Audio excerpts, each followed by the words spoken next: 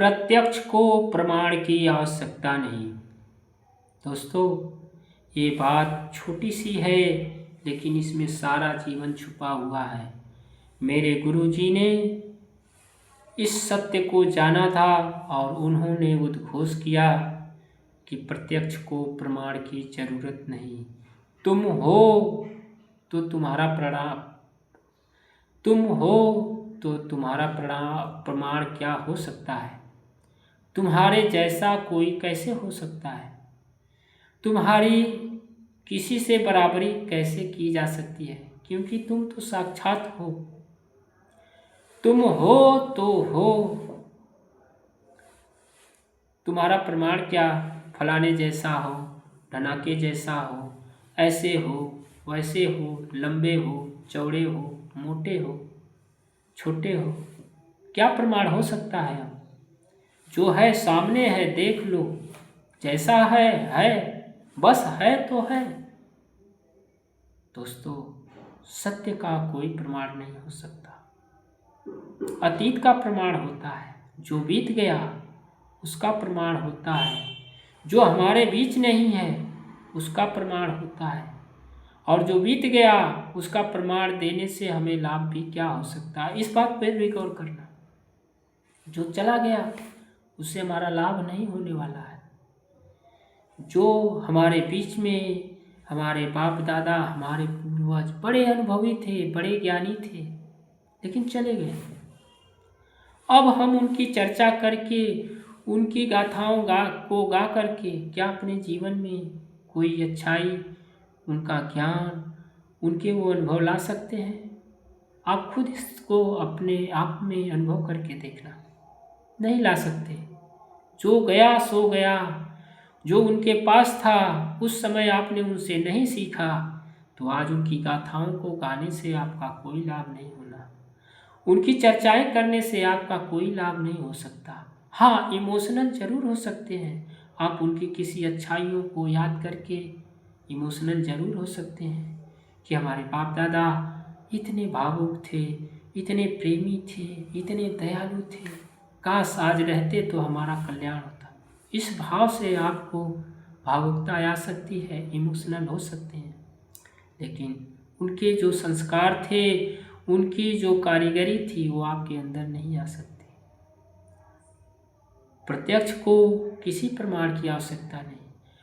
भविष्य में आप कोई कल्पना रच सकते हैं, लेकिन वो भी आपके काम की नहीं। प्रत्यक्ष जो है सो है। इसका कोई ये भी लिखित नहीं दिया जा सकता कि ऐसा है। बदल सकता है। मैं अभी आपसे बात कर रहा हूँ, कल हो सकता है न बात करूँ। मैं आज वीडियो बना रहा हूँ, अभी हो सकता है नहीं बनाऊँ। मैं आपसे अच्छी अच्छी बातें कर रहा हूँ, हो सकता है कल नहीं कर सकूँ। कुछ भी हो सकता है। हो सकता है मैं इससे और बेहतर कुछ कर जाऊँ, ये भी हो सकता है। ये मेरा प्रमाण नहीं लिख सकते आप कि नहीं आज तो ऐसी बात कर रहे हैं, कल भी ऐसी बातें करेंगे, परसों भी ऐसी बातें करेंगे। आज ऐसे हैं तो कल भी ऐसे रहेंगे या नहीं रहेंगे। मैं इससे बेहतर भी हो सकता हूँ, इससे खराब भी हो सकता हूँ, क्योंकि सत्य तो सत्य है। उसका कोई प्रमाण नहीं हो सकता, कुछ भी लिखित नहीं हो सकता, कुछ भी नहीं आप कह सकते। इसलिए ईश्वर भी प्रत्यक्ष है और उसको आप किताबों में नहीं बंद कर सकते। आप उसकी गाथाएं गा करके ईश्वर को नहीं जान सकते।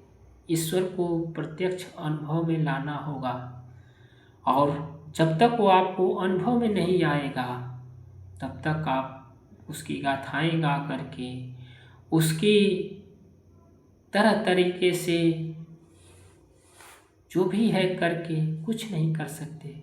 क्योंकि ईश्वर अतीत नहीं है, ईश्वर भविष्य नहीं है, ईश्वर तो वर्तमान है। हमारे जैसा है, आपके जैसा है, जो है वो है। इसलिए ईश्वर को प्रत्यक्ष रूप में जानने का प्रयास कीजिए, और इसको जानने के लिए आपको एक अनुभवी गुरु की ज़रूरत है। दोस्तों, वो अनुभवी गुरु कैसे मिल सकता है? दोस्तों, ये भी ये बड़ी बात है। दोस्तों, अनुभवी गुरु कभी आपको कोई उदाहरण नहीं दे सकता।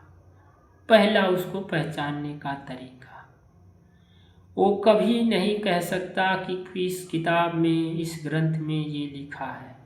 वो कभी आपको नहीं कहता कि इस मंत्र को पढ़ो, इस मंत्र का जाप करो, कभी नहीं बता सकता। वो अपने अनुभव आपको दे देता है, वो दीक्षा देता है, वो शक्ति प्रदान करता है। आपने देखा होगा महान गुरुओं को, महान शक्तियों को, उनके हाथ ऐसे हुआ करते थे। क्या है? उनके हाथों से उस परमात्मा की दिव्य ऊर्जा प्रवाहित होती है, जो आशीर्वाद रूप आपके भीतर प्रवाहित हो जाती है और आपको पवित्र कर जाती है। पूरा गुरु कभी आपको ढोंग आडंबर नहीं बताएगा। पूरा गुरु आपको कभी किसी भ्रम में नहीं फंसाएगा। पूरा गुरु कभी आपको किसी भी ऐसे अंधविश्वास में नहीं फंसाएगा जिससे आप खुद के मालिक बनो, खुद कर्ता बनो। कबीर जी ने कहा कि गुरु पारस को अंतरो जानत है सब संत, वो लोहा कंचन करे वो कर ले महंत। पूरा गुरु अपने से ऊंचा अपने शिष्य को बना देता है। वो आपको कुछ नहीं करने को बताता, वो एक चाबी देता है, वो एक मंत्र देता है, जिसे आपको केवल कहने मात्र से, बोलने मात्र से वो शक्तियाँ जागृत होती हैं जो आपके जीवन को बदल देती हैं। और ऐसा ही नहीं कि अंधविश्वास होता है, ये भी नहीं। जब पूरा गुरु का ज्ञान आपको मिलता है तो आपकी शारीरिक, मानसिक, आध्यात्मिक सारी चीज़ें बदल जाती हैं अपने आप। आपको बदलने की ज़रूरत नहीं पड़ती।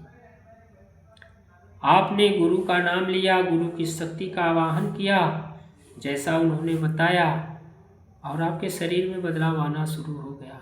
आपका शरीर पहले स्वस्थ होता है, उसके बाद आपका मन स्वस्थ होता है, उसके बाद आपका आत्मा सब स्वस्थ हो जाती है, पवित्र हो जाती है। दोस्तों, ये कहने की बात नहीं, ये कल्पना की बात नहीं। आज लाखों लोग भगवान का नाम है, और मैं समझता हूँ कि इस धरती पर कोई भी ऐसा नहीं जो भगवान का नाम नहीं लेते। लेकिन शारीरिक, मानसिक रूप से सुखी कौन है? सुखी लोग वही हैं जिनको सच में एक सिद्ध गुरु की शक्ति प्राप्त हुई है, जो एक सिद्ध गुरु के सानिध्य में जी रहे हैं। उनको दुख नहीं, उनको चिंता नहीं। आपको मजाक लग रहा होगा कि ऐसा कह रहा है, लेकिन ये सत्य है। जहाँ सागर ही सागर हमारे पास है, वहाँ प्यास, एक बूंद की प्यास क्या मायने रख सकती है? जब परमात्मा हमारे पास आ जाता है तो फिर हमें दुख कैसा, हमें चिंताएं कैसी, हमें भ्रम कैसा।